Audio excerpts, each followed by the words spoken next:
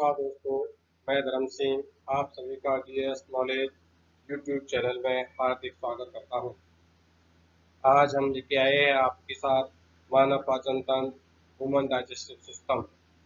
यह एक ऐसा टॉपिक है जो क्लास 10, क्लास 12 बायोलॉजी के छात्र और प्रतियोगी परीक्षाओं की तैयारी कर रहे छात्र, नीट की तैयारी कर रहे छात्रों के लिए परीक्षा की दृष्टि से बहुत ही महत्वपूर्ण है और सभी स्टूडेंट्स के लिए अपने शरीर की जानकारी, अपने पाचन तंत्र की जानकारी होना अनिवार्य है। उस दृष्टि से भी बहुत महत्वपूर्ण है। आज का ये टॉपिक हमारा थोड़ा लंबा होगा क्योंकि बहुत ही महत्वपूर्ण परीक्षा की दृष्टि से टॉपिक है, इसलिए कृपया धैर्य बना करके देखते रहे। हमने इसमें चित्र की सहायता से आपको बहुत ही अच्छे से समझाने का प्रयास किया है। पाचन किसे कहते हैं? भोजन में उपस्थित जटिल पोषक पदार्थों, जैसे पोषक पदार्थ होते हैं कार्बोहाइड्रेट, वसा और प्रोटीन का निर्माण पोषक पदार्थों के बड़े बड़े अणुओं के समायोजन से होता है। ये कार्बोहाइड्रेट, वसा और प्रोटीन का निर्माण होता है वो बड़े बड़े अणुओं के समायोजन से होता है और इन पोषक पदार्थों की इकाइयां आपस में निर्जलीकरण बंधों से जुड़ी होती है। वे जल से प्रतिक्रिया कर छोटी छोटी इकाइयों में टूट जाती है और उन्हें खपने योग्य दशा में परिवर्तित कर लेता है। यही समस्त क्रिया पाचन कहलाती है। यानी जो भोजन के अंदर जटिल पदार्थ होते हैं उनको सरल पदार्थों में तोड़ना, उनका जल में घोलना और उन्हें खपने योग्य बनाना, ये सारी क्रिया होती है वो पाचन कहलाती है। कोष में जटिल होते हैं बड़े बड़े घुलनशील भोजन अणुओं का विभिन्न एंजाइमों की सहायता से विभिन्न रासायनिक क्रियाओं द्वारा तरल, सरल और छोटे छोटे घुलनशील अणुओं में निम्नीकरण को पाचन। यानी ये जो जटिल अणु होते हैं, बड़े अणु होते हैं जो जल में घुलनशील होते हैं, इनको तरल कर दिया जाता है, सरल कर दिया जाता है, छोटे छोटे कर दिया जाता है, घुलनशील अणुओं में निम्नीकरण हो जाता है। इस क्रिया को हम पाचन कहते हैं। पाचन तंत्र किसे? शरीर का वह तंत्र जिसमें जटिल भोज्य पदार्थों को उनके एंजाइमेटिक जल अपघटन, एंजाइमिक जल अपघटन को अपन इंग्लिश में कहते हैं हाइड्रोलाइसिस, द्वारा सरल व अवशोषण योग्य पदार्थों में बदल दिया जाता है, पाचन तंत्र कहलाता है। यानी शरीर का एक ऐसा सिस्टम जो जटिल भोज्य पदार्थों को उनके एंजाइमेटिक जल अपघटन द्वारा सरल और अवशोषण, उनका एब्जॉर्बेशन हो सके ऐसे में बदल दिया जाता है।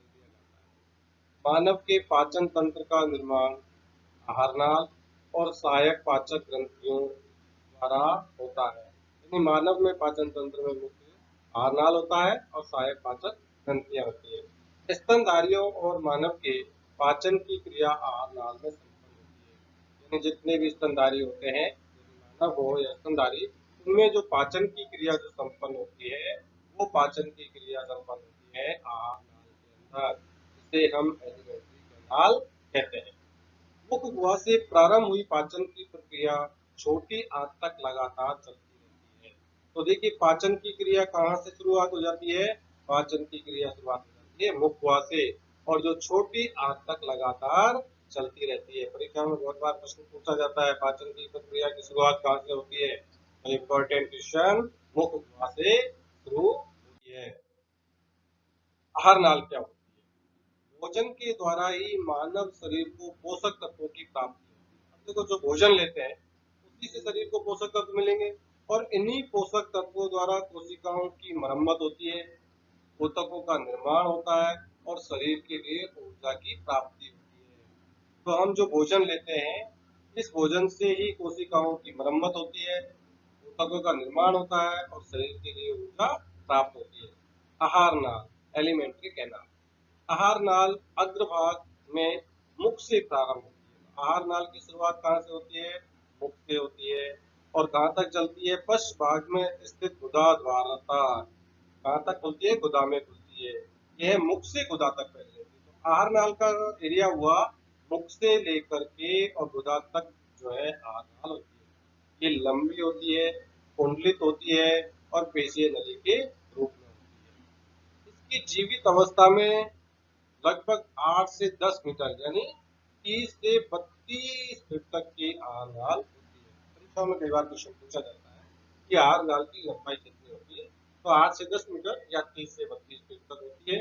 मृत्यु के पश्चात शिथिल हो जाती है, जिसके कारण इसकी लंबाई 7 से 8 मीटर तक हो जाती है। आहार नाल का अधिकांश भाग एंडोडर्म से बनता है।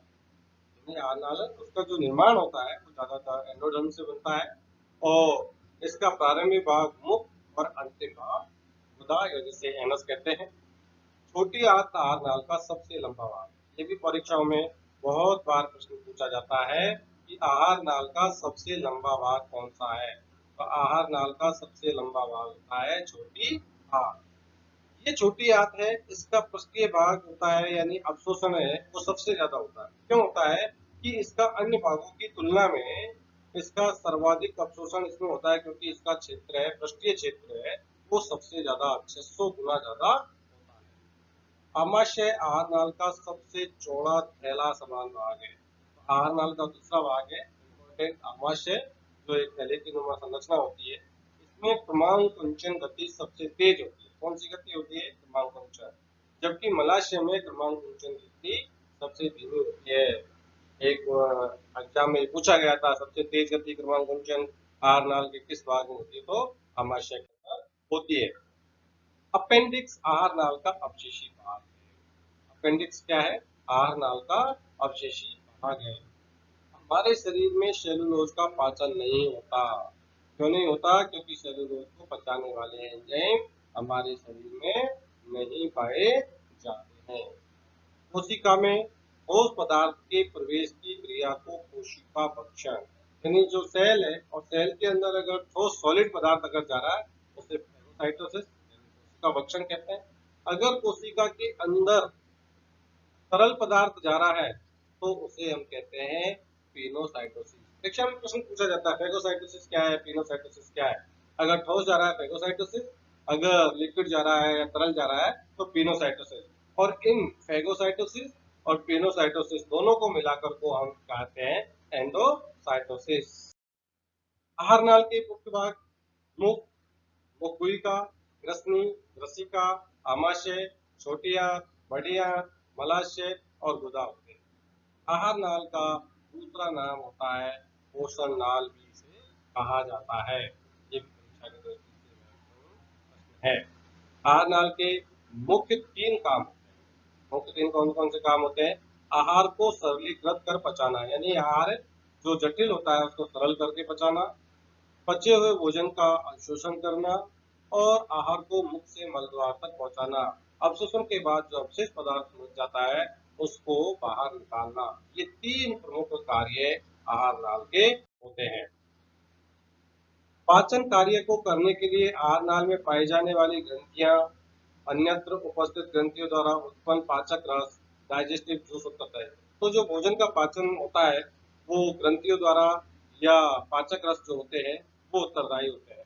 तो आहार नाल के मुख्य भाग 6 मुख हुआ, ग्रसनी, ग्रासनाल, आमाशय, छोटी आंत, बड़ी आंत। ग्रसनी, ग्रासनाल, मलाशय में भोजन का पाचन नहीं होता। तो ये 3 भाग है जिनमें भोजन का पाचन नहीं होता। क्यों नहीं होता? क्योंकि इनमें पाचक ग्रंथि नहीं होती है। सबसे लंबी ग्रसनी ग्रासनाल जिराफ के अंदर होती है। पूछा जाता है सबसे लंबी ग्रसनी या ग्रासनाल किसमें होती है? जिराफ के अंदर होती है। जुगाली करने वाले जंतुओं को क्या कहते हैं? रूमिनेंट्स कहलाते हैं। और इनके गोबर में बदबू या गंध आती है, वो गंध आती है मैथेन के कारण आती है। आमाशय में जठर रस होने के कारण अम्लीय माध्यम में प्रोटीन का पाचन सर्वाधिक होता है। आमाशय में जठर रस होते हैं, गैस्ट्रिक जूस, और वो अम्लीय होते हैं जिसके कारण ही वहाँ प्रोटीन का पाचन सर्वाधिक होता है। में पूछा जाता है। छोटी आंत में आंतर्य रस क्षारीय प्रकृति का होता है। स्मॉल इंटेस्टाइन होता है उसके जो रस होता है उसकी प्रकृति क्षारीय होती है, जो वसा का सर्वाधिक पाचन करती है। तो आमाशय में प्रोटीन का पाचन हो जाता है और छोटी आंत में वसा का पाचन सर्वाधिक होता है। मुख, तो पाचन तंत्र की जो शुरुआत करते हैं उसमें सबसे पहली प्रमुख शुरुआत होती है वो मुख से होती है। जो पहला पाचन तंत्र का मुख्य अंग है। इसमें लार ग्रंथि से लार निकलकर भोजन से मिलकर भोजन को अम्लीय रूप प्रदान करता है। सबसे पहले जब हम भोजन देखते हैं, बहुत ही स्वादिष्ट भोजन होता है, भोजन में तो हमारे मुंह में अपने आप लार आ जाती है। वो लार जो है भोजन को अम्लीय रूप प्रदान करती है, और लार में एमाइलेज या टाइलिन जो है पाया जाता है। ये जो भोजन के अंदर मंड या स्टार्च होता है उसका पाचन का कार्य करती है। तो मुंह में जो हम गर्म भोजन करते हैं वो हमें बहुत टेस्टी लगता है। उसका कारण क्या होता है कि गर्म भोजन का जो है जीभ का पृष्ठ क्षेत्र है, सरफेस एरिया, ज्यादातर क्षेत्र पर वो गर्म भोजन फैलता है, जिसके कारण भोजन का स्वाद बढ़ जाता है, टेस्टी लगता है। मुख में पाए जाने वाले लाइसोजाइम बैक्टीरिया को मारने का कार्य करते हैं। मुख में लाइसोजाइम एंजाइम पाया जाता है। ये बैक्टीरिया जो भोजन के साथ बहुत से बैक्टीरिया आ जाते हैं उनको वही मार देता है, जिससे कि अपने शरीर के अंदर ज्यादा प्रवेश नहीं करे। भोजन मुख के से पाचन तंत्र में क्रमांकुंचन गति से बढ़ता है, यानी मुख में भोजन आया और वहां से लेकर पूरे पाचन तंत्र में क्रमांकुंचन गति से जो है आगे बढ़ता रहता है। मुख में दांत होते हैं और दांतों के अध्ययन को कहते हैं ओडोंटोलॉजी। कई बार प्रश्न पूछा जाता है दांतों के अध्ययन को क्या कहते हैं, तो दांतों के अध्ययन को हम कहते हैं ओडोंटोलॉजी कहते हैं, दांतों के अध्ययन को। मनुष्य में एक बार में उगने वाले दांतों की संख्या 12 होती है और 2 बार उगने वाले दांतों की संख्या 20 होती है। 2 बार दांत होते हैं, इसलिए मनुष्य द्विबार दंती होता है। दांत डेंटिन नामक प्रोटीन से बने होते हैं और इनकी उत्पत्ति होती है मेसोडर्मल से। और इसमें इनेमिल होता है, दांत का जो ऊपर की भाग होता है वो शरीर का सबसे कठोर पदार्थ होता है, जिसकी उत्पत्ति होती है एक्टोडर्म से। दांत की उत्पत्ति हो गई मेसोडर्मल से, इनेमिल भाग की हो गई एक्टोडर्मल से। तो दांत हो गए एक्टो मेसोडर्मल। तो दांत की उत्पत्ति कौन सी हो गई, एक्टो और मेसोडर्मल। इनेमल दांतों के ऊपर सफेद जो चमकीली परत होती है उसे हम इनेमल कहते हैं। मनुष्य में कुल 32 दांत पाए जाते हैं। टोटल कितने दांत पाए जाते हैं, 32 दांत पाए जाते हैं। मुख के ऊपर और नीचे के भाग में एक एक जबड़े में 16-16 दांत है। नीचे के जबड़े में 16 दांत और ऊपर के में 16 दांत, तो टोटल 32 दांत पाए जाते हैं, जिसमें एक बार 12 दांत आते हैं, दूसरी बार 20 दांत आते हैं। टोटल जब 10 हो जाता है तो 32 दांत हो जाते हैं। सभी दांत जबड़े में पाए जाने वाले एक सांचे में स्थित होते हैं। तो ये जबड़े है और जबड़े में ये सांचे के अंदर ये दांत लगे होते हैं। इन सांचों को मसूड़े कहते हैं। दांत जिस सांचे में फिट होते हैं उसको हम मसूड़ा कहते हैं। मसूड़े और दांतों की इस स्थिति को ट्रिकोडॉन्ट कहते हैं, यानी मसूड़े में जो दांत धसे हुए रहते हैं इस स्थिति को हम कहते हैं ट्रिकोडॉन्ट, यानी गर्त दंती, यानी दांत जो है वो धसे हुए हैं। मानव में द्विबार दंती दंत व्यवस्था है, जो जीवन काल में 2 बार आती है। एक बार दूध के दांत होते हैं और दूसरे स्थायी दांत होते हैं। दांत 4 प्रकार के होते हैं। पहले कृंतक, जिन्हें इंग्लिश में इंसिजर्स कहते हैं। ये सबसे आगे के दांत होते हैं जो कुतरने तथा काटने का कार्य करते हैं, और ये 6 माह की उम्र में निकलते हैं, यानी सबसे पहले निकलते हैं। और ये दांत जैसे ये इंसाइजर, ये आगे आगे को जो दांत होते हैं ये वाले, ये होते हैं इंसिजर दांत कहते हैं या कृंतक कहते हैं, जो कुतरने के काम आते हैं और सबसे पहले आते हैं। प्रत्येक जबड़े में 4 कृंतक काटने के लिए होते हैं। तो प्रत्येक जबड़े में 4 नीचे और 4 ऊपर 8 दांत होते हैं।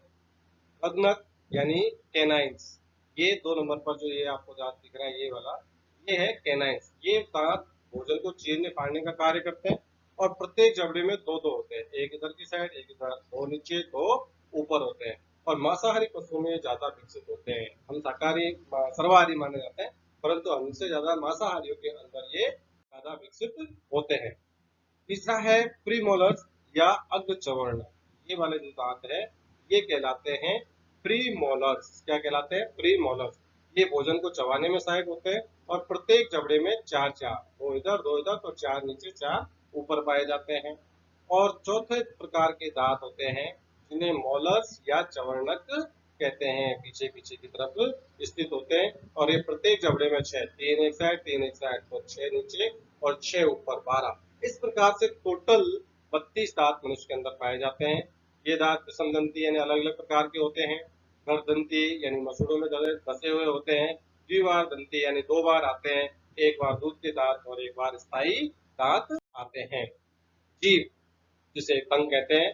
जीव अस्थि रहित है, कहते हैं जिसके ना हड्डी है ना कुछ भी नहीं है, पर बहुत बड़ी कमाल की होती है, जो पश्च भाग में हायोइड अस्थि से जुड़ी होती है। ये प्रश्न कई बार पूछा जाता है परीक्षाओं में कि जीव किससे जुड़ी होती है, तो पीछे का जो भाग होता है उसमें हायोइड अस्थि से जुड़ी हुई होती है। जीव स्वाद अंकुरों के कारण दानेदार होती है। हमारी जो जीव होती है ये इस पर देखने को आपको मिलेंगे दानेदार होती है। क्यों होती है? इस पर स्वाद अंकुर पाए जाते हैं। जीव का अग्रभाग, ये जो आगे का भाग है, जो जीव का आगे का भाग है, ये होता है मीठे के लिए। किसके लिए होता है? मीठे के लिए। आगे का भाग है ये मीठे के लिए होता है। और पार्श्वभाग, ये जो वाला भाग है, पार्श्व वाला भाग, ये खट्टे और नमकीन के लिए होता है। और पश्च वाला भाग है ये वाला, ये कड़े का लिए अनुभव करवाता है। तो प्रश्न बहुत बार परीक्षाओं में पूछा जाता है, जीव का कौन सा भाग किस काम आता है? तो आगे का भाग मीठे के लिए आता है, साइड का भाग खट्टे और नमकीन के लिए आता है, पीछे का भाग कड़वे के लिए आता है। लार सैलिवा, यह लार ग्रंथियों से स्रावित होती है, जो बहिस्रावी होती है। मनुष्य में 3 जोड़ी लार ग्रंथि पाई जाती है। ये इसमें परीक्षा में पूछा गया है, मनुष्य में कितनी लार ग्रंथि पाई जाती है? तो 3 जोड़ी पाई जाती है। पहली पैरोटिड, जो कान के पास स्थित होती है, सबसे बड़ी लार ग्रंथि। यह भी प्रश्न आता है कि सबसे बड़ी लार ग्रंथि कौन सी है? तो हमें पता होना चाहिए कान के पास पाई जाने वाली पैरोटिड, जो वायरस के संक्रमण से सूजन आ जाती है और इसी के कारण से मम्प्स या गलसुआ नामक रोग हो जाता है। तो पैरोटिड ग्रंथि में सूजन आने के कारण वायरस के संक्रमण से मम्प्स या गलसुआ होते हैं। अधोजिह्वा, ये जीभ के नीचे स्थित होती है और ये सबसे ज्यादा लार स्रावित करती है। और तीसरी है सब मैक्सिलरी, दोनों जबड़ों के संधि तल पर पाई जाती है। लार होता है उसका 99% भाग है वो पानी से होता है।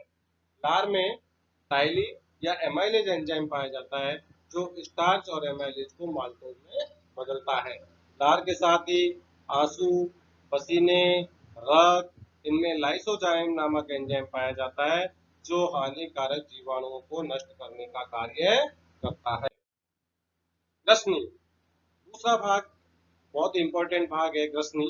ये 12 सेंटीमीटर लंबे तालू के पीछे स्थित नली होती है और ये मुख व जिह्वा तालू के पिछले भाग से एक छोटी सी कुप्पी नुमा ग्रसनी से जुड़ी होती है। ग्रसनी से होकर भोजन आहार नलिका या ग्रास नाल और वायु श्वास नाल में चली जाती है। आहार है वो ग्रास नाल में चला जाता है, वायु है वो श्वास नाल में चली जाती है। और ग्रसनी अपनी संरचना, जो ग्रसनी होती है, फेरिंग्स होती है, उसकी संरचना ऐसी होती है कि भोजन श्वास नाल में और वायु भोजन नाल में प्रवेश न करे। वायु है वो फेफड़ों में जाए, भोजन है वो आमाशय में जाए, ऐसी व्यवस्था इसके अंदर होती है। और भोजन निगलते समय श्वास नाल है एपिग्लॉटिस से ढक जाता है, जो इसको भोजन को उसमें श्वास नली में जाने से रोकता है। तो ये फेरिंग्स की एक खास बात होती है, ये श्वसन का और भोजन का दोनों ही कार्य करती है, परंतु ऐसी व्यवस्था होती है कि एक दूसरे में दोनों से आपस में नहीं जाती। ग्रसनी एकमात्र ऐसा स्थान है जो भोजन और श्वसन एक दूसरे को क्रॉस करते हैं और ये श्वसन और पाचन तंत्र का सम्मिलित भाग है। ये परीक्षा में बहुत बार प्रश्न पूछा जाता है कि ऐसे भाग का नाम बताइए जो श्वसन और पाचन तंत्र का सम्मिलित भाग है, तो वह है ग्रसनी, फेरिंग्स जिसे कहते हैं। ग्रसनी की जो संरचना ये आपको यहाँ पर दिखाई गई है, यहाँ से जो भोजन और श्वसन जो जाता है वो दोनों अलग अलग नलिकाओं में, यहाँ से एक में जाता है, बाद में जाके दोनों के रास्ते अलग अलग हो जाते हैं। ग्रसनी की 3 संरचना होती है, नासाग्री, मुख ग्रसनी और कंठ ग्रसनी। ग्रास नली जिसे कहते हैं ईसोफेगस, ये आपको ये चित्र दिखाया है कैसे नाक से होकर के ओइसोफेगस यहाँ से होता हुआ स्टोमक तक भोजन जाता है। मुख गुहा में लार से सना हुआ भोजन निगल निगल द्वार के द्वारा ग्रास नली में पहुंच जाता है। तो अब भोजन मुख से निगल करके ग्रास नली में पहुंच जाता है और ग्रास नली एक लंबी नली होती है जो अमाशय में खुलती है। ये ग्रास नली यहाँ से भोजन चलता हुआ और ये यहाँ इस तरह से आमाशय में जाके खुलती है। ग्रास नली लगभग 25 सेंटीमीटर लंबी होती है। इसकी दीवार में पाचन ग्रंथियां नहीं होती, यानी ग्रास नली की दीवार पर पाचन ग्रंथि नहीं होती, इसलिए इसमें कोई पाचन की क्रिया संपन्न नहीं होती। इसमें सिर्फ श्लेष्म ग्रंथियां पाई जाती है, जिससे भोजन फिसलता हुआ आमाशय में, ये श्लेष्म ग्रंथियां होती है, इसीलिए भोजन आसानी से फिसलता हुआ आमाशय तक यहाँ से भोजन चलता हुआ और यहाँ आमाशय तक आसानी से पहुंच जाता है। इसका मुख्य कार्य भोजन को आमाशय तक पहुंचाना है। यानी ग्रास नली का एक ही कार्य पूछा जाए कि मुख्य कार्य क्या है, तो भोजन को आमाशय तक पहुंचाना है। ग्रास नली में किसी भी प्रकार की पाचन क्रिया नहीं होती, क्योंकि इसमें कोई पाचन क्रिया नहीं पाई जाती। आमाशय पाचन तंत्र का बहुत महत्वपूर्ण भाग है। ये ग्रसनी के आगे का भाग होता है आमाशय। ये लगभग 25 सेंटीमीटर लंबा थैलेनुमा संरचना होता है। यह एक पेशीय जे आकार की संरचना, आमाशय की संरचना होती है, आगे दिखाएंगे, वो जे आकार की होती है। उदर गुहा के बाएं भाग में मध्य पट के नीचे पाया जाता है। ये लचीला होता है। इसकी जो कैपेसिटी होती है वो 1 से 3 लीटर तक होती है। यानी आमाशय है वो 1 लीटर से 3 लीटर तक के आहार को आधारित करता है, यानी इसको ग्रहण कर सकता है। ये जे आकार की आकृति, ये आपको आमाशय की आकृति दिखाई है। इसमें जठर ग्रंथियां होती है जो भोजन के पाचन हेतु जठर रस का स्राव करती है। प्रत्येक व्यक्ति के आमाशय की दीवार में लगभग 3.5 करोड़ जठर ग्रंथियां होती है। इतनी सारी जठर ग्रंथियों से जठर रस स्रावित होता है जो भोजन के पाचन में सहायक होता है। आमाशय में हाइड्रोक्लोरिक अम्ल, पेप्सिन, लाइपेज नामक एंजाइम स्रावण होता है। ये आमाशय की संरचना है। आमाशय 3 भागों में बटा होता है। आमाशय के मुख्यतः 3 भाग होते हैं। एक है कार्डियक भाग, दूसरा जठर निर्गमी भाग और तीसरा है फंडस भाग। कार्डियक भाग, ये भाग बायां भाग, बड़ा भाग होता है। ये आमाशय का बायां भाग होता है, बड़ा भाग होता है, जहां से ग्रसिका आमाशय में प्रवेश होती है। जहां से ये ग्रसिका आमाशय के अंदर प्रविष्ट होती है, ये भाग कहलाता है कार्डियक भाग। जठर निर्गमी भाग, ये आमाशय का दाहिना छोटा भाग होता है, जहां से आमाशय छोटी आंत से जुड़ता है। ये नीचे वाला भाग होता है। ये पाइलोरस, ये पाइलोरस वाला भाग होता है, जहां से आमाशय छोटी आंत से जुड़ जाता है। और तीसरा फंडस, इन दोनों के बीच वाला जो ये भाग होता है, इनके दोनों के ये बीच वाला भाग, ये वाला भाग जो होता है, ये कहलाता है फंडस भाग। ये मध्य पथ के ठीक नीचे उपस्थित होता है और आमाशय में 2 अवरोधनी पाई जाती है। तो आमाशय में क्या होता है, 2 अवरोधनी पाई जाती है। इन अवरोधनियों का भी अपना एक कार्य होता है। ये आमाशय में भोजन सामग्री के पारगमन को नियंत्रित करती है। यानी जो भोजन का आना और जाना होता है उसको नियंत्रित करती है। 2 अवरोधनी कौन सी होती है? पहली अवरोधनी होती है इनके अंदर ग्रास नली अवरोधनी, जिसे कहते हैं कार्डियक और लोअर इसोफेगल स्फिंक्टर। यह ग्रसिका और आमाशय के बीच पाई जाती है तथा आमाशय से अम्लीय भोजन को ग्रास नली व ग्रसनी में वापस जाने से रोकती है। ग्रास नली का अवरोधनी है, वो भोजन को वापस नहीं जाने देती ग्रास नली और ग्रसनी में। और जठर निर्गमी अवरोधनी, ये आमाशय और छोटी आंत के बीच में होता है, जो छोटी आंत में भोजन को निकास को नियंत्रित करती है।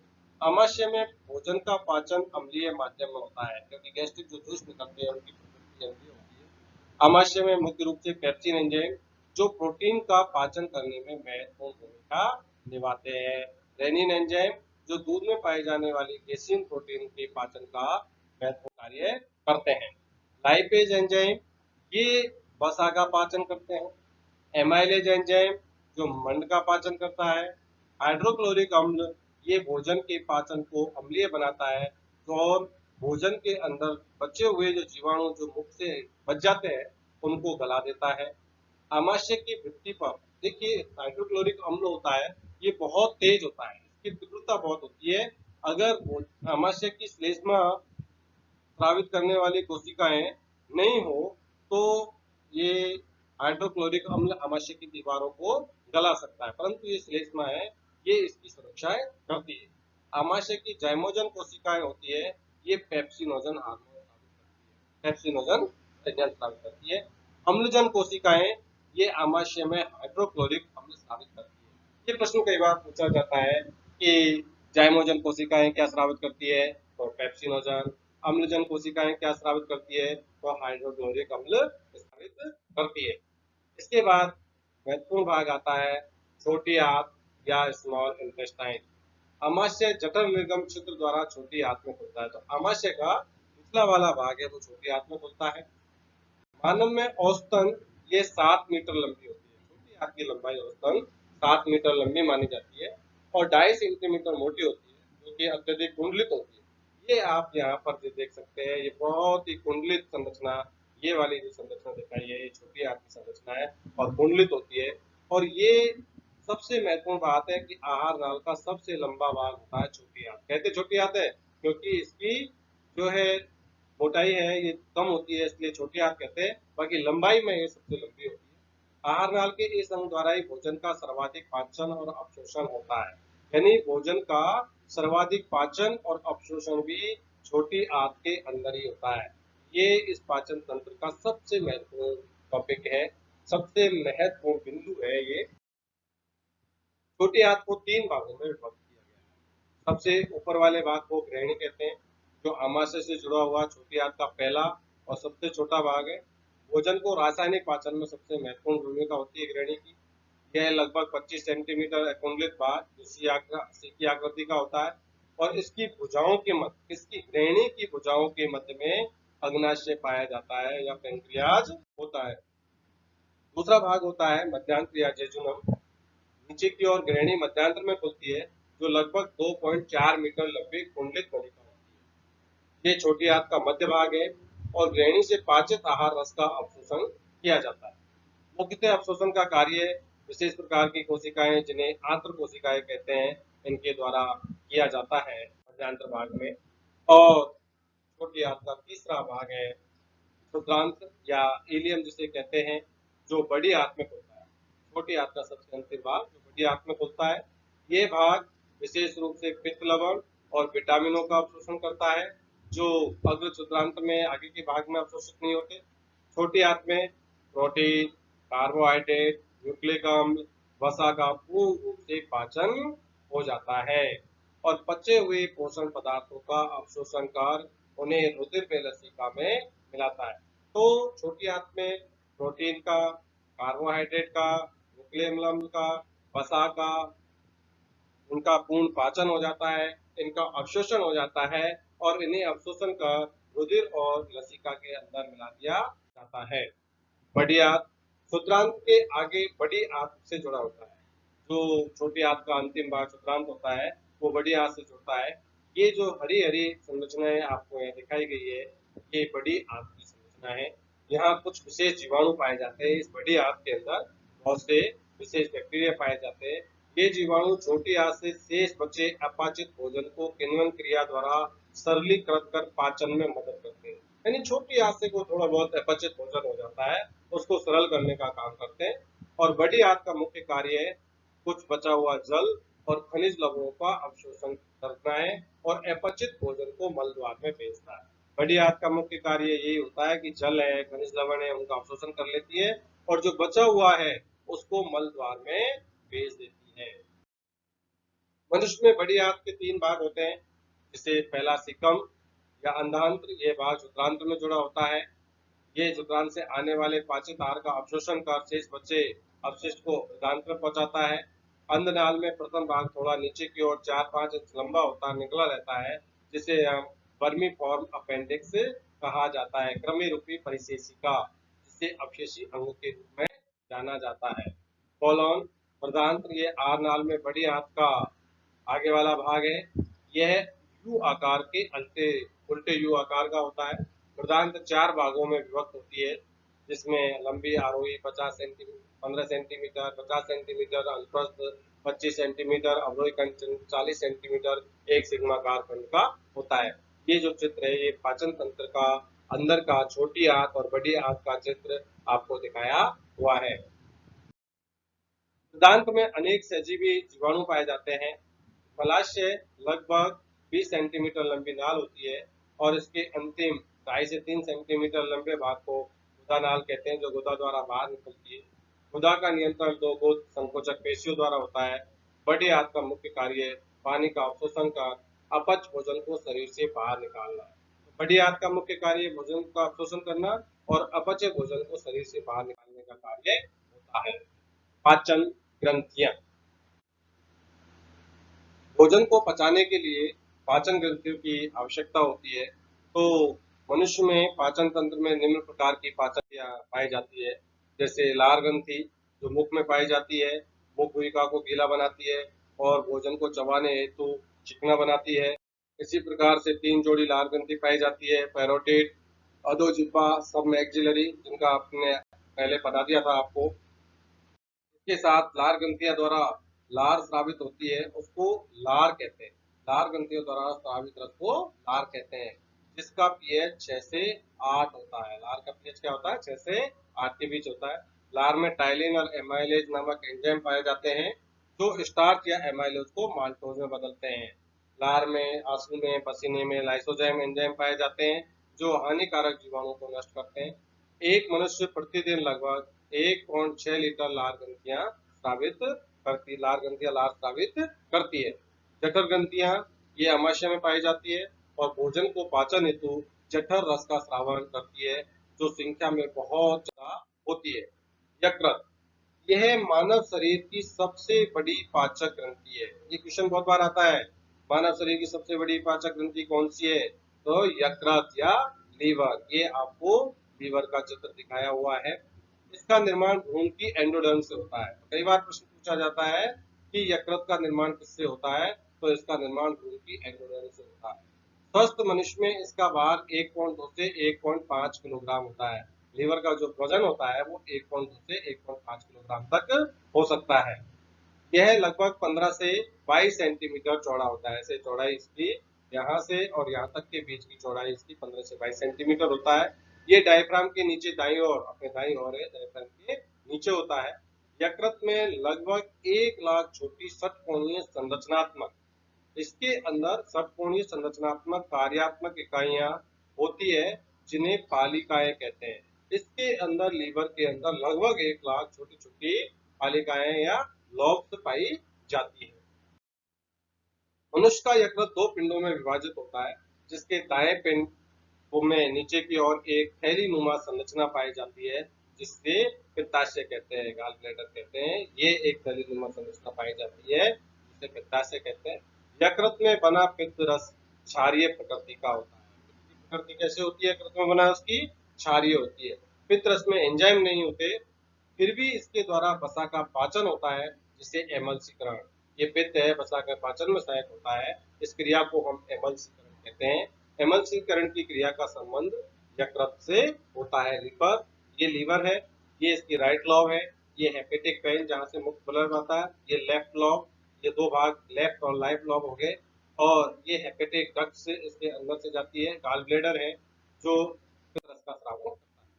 यकृत का प्रमुख कार्य पित्त रस का निर्माण। इसके अंदर यकृत कोशिकाएं आवश्यकता से अधिक शर्करा को ग्लाइकोजन में परिवर्तित कर संग्रह करती है। इसे ग्लाइकोजेनेसिस कहते हैं। जब हम बहुत अधिक भोजन कर लेते हैं, इतनी ऊर्जा हमारी खर्च नहीं होती है, तो उसको स्टोर कर लेते हैं। उस क्रिया को ग्लाइकोजेनेसिस कहते हैं। और जब रक्त में शर्करा की कमी हो जाती है, जब हम भोजन नहीं करते, ऊर्जा की आवश्यकता पड़ती है, तो जो स्टोर किया हुआ ग्लाइकोजन है, उसको दोबारा ग्लूकोज में तोड़ करके पूरा कर दिया जाता है। इस क्रिया को कहते हैं ग्लाइकोजिनोलाइसिस। बहुत परीक्षाओं में पूछा जाता है, ग्लाइकोजिनेसिस किसे कहते हैं, ग्लाइकोजिनोलाइसिस किसे कहते हैं, और ग्लूकोनियोजेनेसिस। यकृत कोशिकाएं वसीय अम्ल, एमिनो अम्ल आदि से भी ग्लूकोज का संश्लेषण करती है। इसे ग्लूकोनियोजेनेसिस कहते हैं। जब हम कई दिन तक भोजन नहीं करते, तो हमारे अंदर स्टोर फैटी एसिड या एमिनो एसिड्स होते हैं, उनको तोड़कर ग्लूकोज बनता है। इस क्रिया को ग्लूकोनियोजेनेसिस कहते हैं। यकृत कोशिकाएं विटामिन ए का संश्लेषण करती है और विटामिन डी व विटामिन बी 12 का स्टोरेज करती है। तो विटामिन डी और विटामिन बी 12 का लीवर सेल्स है, वो स्टोर करती है। यकृत कोशिकाएं यूरिया का संश्लेषण करती है। यकृत भ्रूण अवस्था में रुधिरोत्पादक, जब बच्चा भ्रूण माँ के पेट में होता है, तो ब्लड का जो निर्माण होता है वो यकृत के द्वारा होता है। और वयस्क अवस्था में इसके विपरीत यकृत की जो कुप्फर सेल्स होती है, वो जो डेड आरबीसी होती है, उनको नष्ट करती है। इसलिए इसे, इस स्प्लीन को जो है कब्रिस्तान भी कहा जाता है। पैंक्रियाज अग्नाशय, यह सी की आकृति का अंग होता है, जो एक मिश्रित ग्रंथि है। अग्नाशय कैसी ग्रंथि है? मिश्रित ग्रंथि है। यह ग्रेणी की दोनों भुजाओं के मध्य पाया जाता है। ये जो ग्रेणी है, इस ग्रेणी की दोनों भुजाओं के बीच में ये पैंक्रियाज पाया जाता है। ये यकृत के बाद दूसरी सबसे बड़ी ग्रंथि है। पहली सबसे बड़ी पाचक ग्रंथि यकृत, दूसरी अग्नाशय है, सामान्य व्यक्ति में इसका भार 60 से 90 ग्राम होता है।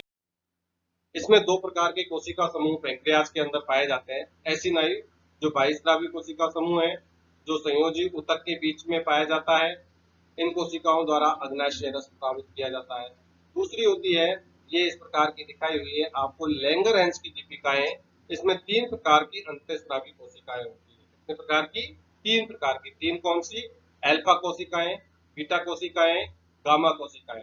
अल्फा कोशिकाएं ग्लूकागॉन हार्मोन का स्रावन करती है, बीटा कोशिकाएं इंसुलिन हार्मोन का स्राव करती है, और गामा या डेल्टा कोशिकाएं सोमेटोस्टेटिन, गैस्ट्रिन, सीरोटोनिन नामक हार्मोन का स्रावन करती है। बीटा कोशिकाओं द्वारा स्रावित हार्मोन इंसुलिन का जब कमी अधिकता हो जाती है तो डायबिटीज या शुगर की बीमारी हो जाती है। मानव पाचन तंत्र की क्रिया। अब तक हमने पाचन तंत्र के विभिन्न अंगों के संरचना और कार्य पढ़े। अब है पाचन तंत्र की क्रियाविधि, यानी पाचन पूरा होता कैसे। तो मानव के पाचन तंत्र की क्रियाओं का अध्ययन मुख्यतः इन 5 चरणों में किया जाता है। पहला है अंतःग्रहण, इंजेशन, पाचन, डाइजेशन, अवशोषण, एब्जॉर्प्शन, स्वांगीकरण, एसिमिलेशन, उत्सर्जन, एक्सक्रीशन। यानी सबसे पहले भोजन ग्रहण किया जाता है, जिसे इंजेशन कहते हैं। फिर भोजन पाचन किया जाता है, यानी भोजन का अंदर आमाशय के अंदर, छोटी आंत के अंदर पाचन होता है। पाचन के बाद में इसका अवशोषण होता है, पचित भोजन है उसका अवशोषण होता है। और चौथा होता है एसिमिलेशन, स्वांगीकरण। स्वांगीकरण क्या होता है कि जो पचित भोजन से जो रस होता है, जो इम्पोर्टेंट पदार्थ होता है, वो कोशिकाओं तक जो पहुंचाया जाता है उसे स्वांगीकरण कहते हैं। और जब भोजन पचने के बाद जो अपशिष्ट पदार्थ होता है और जिसे बाहर निकाला जाता है उसे इजेशन या एक्सक्रीशन कहते हैं। अंतःग्रहण, किसी भी जीव में मानव द्वारा भोजन ग्रहण करने की क्रिया अंतःग्रहण कहलाती है। मानव में अंतःग्रहण 2 चरणों में पूरा होता है। प्रथम चरण में भोजन को चबाया जाता है और दूसरे में निगला जाता है। पहले भोजन चबाते फिर निगलते हैं। जिह्वा की सहायता से भोजन को मुख गुहिका में घुमाया जाता है। लार के साथ मिलकर के वो मोलस्क में बदल जाता है, या जिसे हम निवाला कहते हैं। मुख गुहिका में भोजन की उपस्थिति में उत्पन्न प्रतिवर्ती क्रिया के कारण चवण की क्रिया यानी चबाने की क्रिया संपन्न होती है। इसके बाद आता है भोजन का पाचन। जब भोजन ग्रहण कर लेते हैं तो भोजन का पाचन होता है। मुख गुहिका में भोजन में लार मिलाया जाता है। लार ग्रंथियों द्वारा लार का स्राव होता है, जिसका थोड़ा हल्का अम्लीय होता है। लार में एमिलेज कार्बोहाइड्रेट का पाचन प्रारंभ हो जाता है। मुख गुहिका में भोजन बहुत कम समय तक रहता है, इसलिए स्टार्च के आंशिक भाग का पाचन होता है। यानी मुख में पाचन की क्रिया प्रारंभ हो जाती है और लगभग 30% स्टार्च को माल्टोस में अपघटित कर दिया जाता है। स्टार्च का पाचन मुख के अंदर 30% के लगभग हो जाता है। अब बचा भोजन बोलस के रूप में क्रमांकुंचन गति करता हुआ ग्रसनी से ग्रास नली और ग्रास नली से आमाशय में पहुंचता है। तो भोजन ग्रहण किया मुख में ग्रसनी, ग्रसनी से ग्रास नली और ग्रास नली से ये देखिए आमाशय के अंदर आ जाता है। यहाँ भोजन आमाशय में पहुंचता है। आमाशय के अंदर क्रमांकुंचन गति होती है, बहुत से हार्मोन्स एंजाइम्स का स्रावन होता है, जिससे भोजन का पाचन होता है। आमाशय के ठीक ऊपर की ओर लीवर यानी यकृत स्थित होता है। यकृत के पास में ही गॉल ब्लेडर स्थित होता है। और ये जो ग्रहणी है, छोटी आंत है, इसकी जो भुजाएं इनके बीच में पैंक्रियाज स्थित होता है। फिर वहां छोटी आंत से भोजन इस छोटी आंत में पहुंचता है और छोटी आंत से भोजन का अधिकांश, छोटी आंत में भोजन का अधिकांश पाचन और अवशोषण हो जाता है। फिर वहां से भोजन बड़ी आंत में पहुंच जाता है। बड़ी आंत से भोजन बड़ी आंत के अंदर जल और खनिज लवण का अवशोषण हो जाता है। और बड़ी आंत के बाद में जो अपचित भोजन होता है, अपशिष्ट पदार्थ होता है, वो मल द्वार द्वारा शरीर से बाहर निकाल दिया। आमाशय में भोजन को क्रमांकुंचन तरंगों द्वारा मथा जाता है और इसमें जठरीय रस मिलाया जाता है। आमाशय में भोजन 3 से 4 घंटे तक रहता है, इसीलिए कहते हैं कि दो भोजनों के बीच में कम से कम 4 घंटे का अंतर होना चाहिए। आमाशय में भोजन का जो प्रोटीन होती है भोजन के अंदर, उसका आंशिक पाचन हो जाता है। और ऑक्सिनटिक जो कोशिकाएं होती है वो हाइड्रोक्लोरिक अम्ल का सीक्रेशन करती है आमाशय में। और आमाशय में ये हाइड्रोक्लोरिक अम्ल है जो भोजन में जीवाणु आ जाते हैं भोजन के साथ में, उनको नष्ट करने का कार्य करता है। ये हाइड्रोक्लोरिक अम्ल भोजन के कठोर अवयवों को गलाने का कार्य भी करता है, यानी वे जीवाणुओं को मारता है। कठोर अवयव होते हैं उनको गलाने का कार्य करता है। हाइड्रोक्लोरिक अम्ल पेप्सिनोजन जो निष्क्रिय होता है उसको सक्रिय पेप्सिन में बदलता है। आमाशय में पेप्सिन प्रोटीन पचाने वाला प्रमुख एंजाइम है। प्रोटीन को पचाने का प्रमुख एंजाइम है वो है पेप्सिन। मानव में दूध को स्कंदित करने वाला एंजाइम रेनिन अनुपस्थित होता है। ये रेनिन है जो दूध को स्कंदित करता है, वो मानव में नहीं होता। आमाशय में पाचन के बाद भोजन पतली लेह के समान पदार्थ कायम में परिवर्तित हो जाता है। यानी आमाशय में जब भोजन का पाचन होता है तो वो कायम के रूप में बदल जाता है। आमाशय की आंतरिक भित्ति पर श्लेष्मा का मोटा आवरण पाया जाता है। ये जो आमाशय होता है इसकी जो अंदर की सतह होती है इस पर श्लेष्मा का मोटा आवरण पाया जाता है। ये अंदर की साइड में यहाँ पर श्लेष्मा का मोटा आवरण, इसके अंदर मोटा आवरण पाया जाता है, जिसे भेदकर हाइड्रोक्लोरिक अम्ल भित्ति कोशिका तक नहीं पहुंचता और इसकी आमाशय की भित्ति को कोई किसी प्रकार की हानि नहीं पहुंचती। आमाशय से भोजन छोटी आंत में आता है। आंशिक रूप से पचित प्रोटीन और कार्बोहाइड्रेट सहित भोजन अम्लीय कायम अर्धतलन रूप में थोड़ा थोड़ा करके ग्रहणी में आता है। पाचन का अधिकांश कार्य ग्रहणी में भी पूर्ण होता है, जबकि आंत्र के शेष भाग में अवशोषण की क्रिया पूर्ण होती है। बहुत इंपॉर्टेंट पॉइंट है कि पाचन का अधिकांश कार्य जो छोटी आंत का जो भाग होता है ग्रहणी, उसके अंदर पूरा हो जाता है और छोटी आंत का जो बाकी का भाग होता है उसमें अवशोषण की क्रिया पूर्ण होती है और इसमें 4 से 5 घंटे तक का भोजन बना रहता है। यानी 3 से 4 घंटे तक आमाशय में होता है, 3 से और 4 घंटे तक भोजन आमाशय में रहता है और 4 से 5 घंटे भोजन छोटी आंत में रहता है। तो हमारे दो भोजनों के बीच में कम से कम 5 घंटे का अंतराल होना चाहिए, जिससे कि पाचन की क्रिया दुरुस्त रहे, अच्छी रहे। आंत का जो प्रकृति होती है वो क्षारीय होती है, जिसका पीएच 8 होता है और एक स्वस्थ मनुष्य में प्रतिदिन लगभग 2 लीटर आंत रस स्रावित होता है। पित्त लवण व लेसिथिन वसा के पायसीकरण में महत्वपूर्ण होते हैं। ये प्राकृतिक अपमार्जक के समान कार्य करते हैं। पित्त लवण और लेसिथिन ये प्राकृतिक नेचुरल डिटर्जेंट का कार्य करते हैं। अग्नाशय एमिलेज शक्तिशाली एंजाइम है जो ग्रहणी में उपस्थित समस्त स्टार्च को, ये एमिलेज एंजाइम है, ये पूरी स्टार्च को लगभग आधे घंटे में ही पचा देता है। अग्नाशय रस में लाइपेज एंजाइम होता है जो बहुत तेज होता है और ये जो ट्राइग्लिसराइड होती है उसको कुछ ही मिनट में पचा देता है। पाचन में कार्य करने वाले प्रमुख एंजाइम जैसे कार्बोहाइड्रेट को पाचक है, एमिलेज, माल्टेज, सुक्रेस है। प्रोटीन को पचाने वाले ट्रिप्सिन, काइमोट्रिप्सिन, कैप्सिन है। वसा पाचक एंजाइम जैसे लाइपेज है। पचित भोजन का अवशोषण, तीसरी प्रक्रिया होती है भोजन का अवशोषण। छोटी आंत मुख्य अवशोषण स्थल है और कुल पचे हुए भोजन का 90% भाग, जो टोटल भोजन का होता है उसका 90% अवशोषण छोटी आंत में हो जाता है। 90% भोजन का अवशोषण छोटी आंत के अंतर्गत हो जाता है। इस बात का बहुत ध्यान रखें। पचित भोजन में भोजन जैसे खाद्य पदार्थ, विटामिन, लवणों और जल का आंत्र की उपकला कोशिकाओं के माध्यम से रुधिर या लसिका में स्थानांतरण को अवशोषण कहते हैं। अब भोजन पचा, विटामिन, पदार्थ, जल, इनको लसिका में और रुधिर में स्थानांतरण होता है, इसको अवशोषण कहते हैं।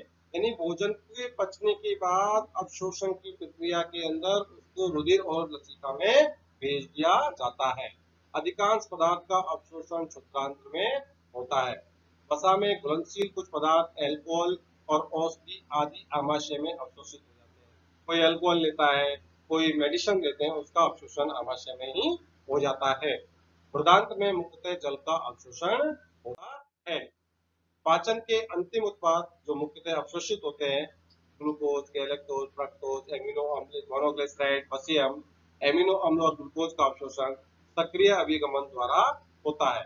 वसा का अवशोषण वसीय अम्लों, मोनोग्लिसराइड और कोलेस्ट्रॉल के रूप में विसरण द्वारा लसिका में होता है और विटामिन और लवण सक्रिय या निष्क्रिय विधि से अवशोषित होते हैं और वृद्धांत्र में जल और विटामिन अवशोषित होते हैं। चौथा भाग है स्वांगीकरण या एसिमिलेशन। जब भोजन अवशोषित हो जाता है तो अवशोषित किए गए भोजन को कोशिका के अंदर सक्रिय कोशिका द्रव्य में परिवर्तन स्वांगीकरण या एसिमिलेशन किया जाता है। अवशोषित खाद्य पदार्थ रुधिर द्वारा कोशिकाओं में पहुंचता है। जो खाद्य पदार्थ अवशोषित हुआ पाचन के बाद में वो ब्लड के द्वारा सेल्स तक पहुंच जाता है। कोशिकाओं में ऊर्जा प्राप्ति हेतु इनका विघटन होता है। अब जो अवशोषित खाद्य पदार्थ है वो कोशिका के अंदर पहुंचा और वहां उनका विघटन होता है और ऊर्जा एटीपी के रूप में संचित हो जाती है। खाद्य पदार्थों की अतिरिक्त मात्रा ग्लाइकोजन या वसा के रूप में संचित, अगर जितनी ऊर्जा खर्च करी है उससे ज्यादा ऊर्जा हमने ली है तो अतिरिक्त पदार्थ है वो ग्लाइकोजन या वसा के रूप में संचित हो जाता है। इन पदार्थों से शरीर के लिए जब भी आवश्यकता होती है नए पदार्थ जैसे प्रोटीन, कार्बोहाइड्रेट, वसा आदि का संश्लेषण होता है। यकृत इन सारी क्रियाओं में बहुत ही महत्वपूर्ण भूमिका निभाता है। पांचवा, बहिक्षेपण। भोजन का अपचित भाग शेष पदार्थ में आ जाता है, जहां अनेक जीवाणु इस अपचित से शेष उपस्थित सेलुलोज का विघटन करते हैं। पदार्थ में मुख्य कार्य जल अवशोषण और मल का बनाना होता है। कोलन के अधिकांश जल का अवशोषण कोलन में अधिकांश जल का अवशोषण हो जाता है और खनिज पदार्थों का भी अवशोषण हो जाता है। लगभग 24 घंटे में 1 या 2 बार मल विसर्जन किया जाता है। मल विसर्जन तंत्रिका तंत्र द्वारा नियंत्रित होता है। मल त्याग तभी होता है जब मलाशय की भित्ति पर मल का दाब एक निश्चित सीमा तक, और वो दाब होता है लगभग 20 mm Hg।